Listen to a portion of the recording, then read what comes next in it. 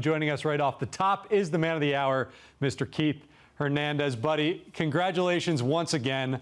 I know this has been a whirlwind couple of days or day. Take us through that phone call yesterday afternoon when Steve Cohen told you the news about this upcoming season. Well, Steve called me in the morning, and I haven't heard from Steve Cohen since last spring training.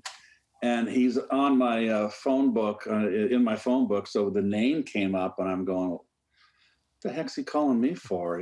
Does he want to talk about the team, the moves he's made? So I get on the phone and say hello. And I just said, oh, by the way, Steve, I really like what the team did this off season, before the lockout, and everything that the players that you picked up, and da-da-da-da-da-da.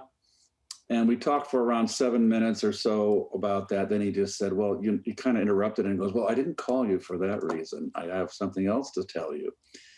And then he dropped the hydrogen bomb on me, and I was completely taken by surprise, and I was floored.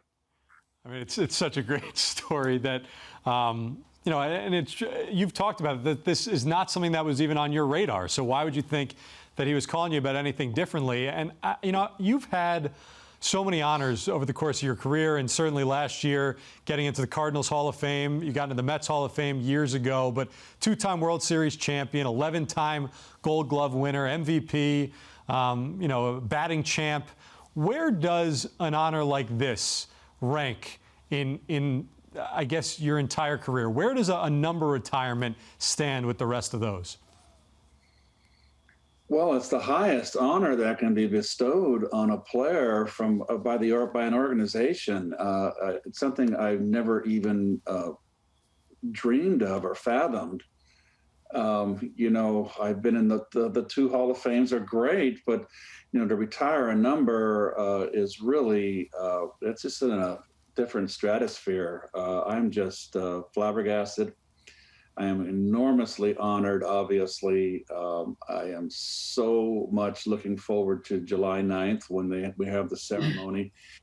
And to be a part of those, I'll be the sixth person up there, I gather, the fourth player, and it'll be special because it's there forever. As long as there's Major League Baseball and New York Mets, it'll be up there, and it'll be something that'll be generational, that'll be passed down, and there'll be a new generation that comes in and, Daddy, who's that up there? Who are those guys?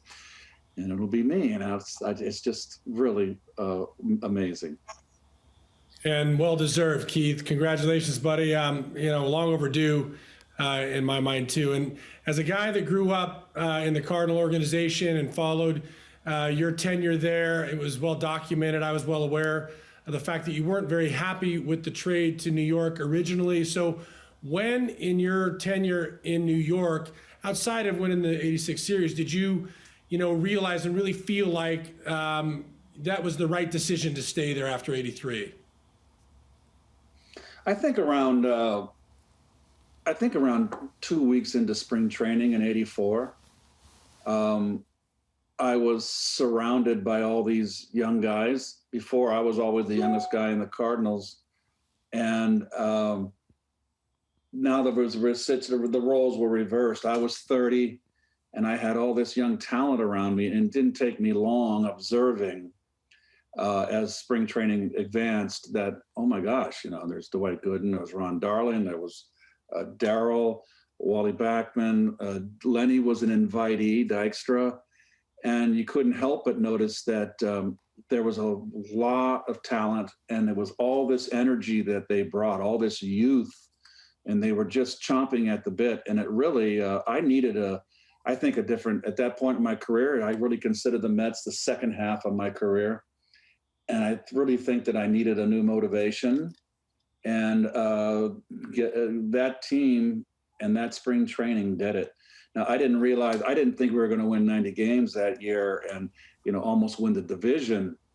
You didn't know what Doc was going to do, that incredible rookie season. And there were so many things that happened. Darryl's great season. So it was just, I was very fortunate to have been what I felt was being traded to Siberia. And I already think that was the goal there. Little did they know that they traded me to a gold mine.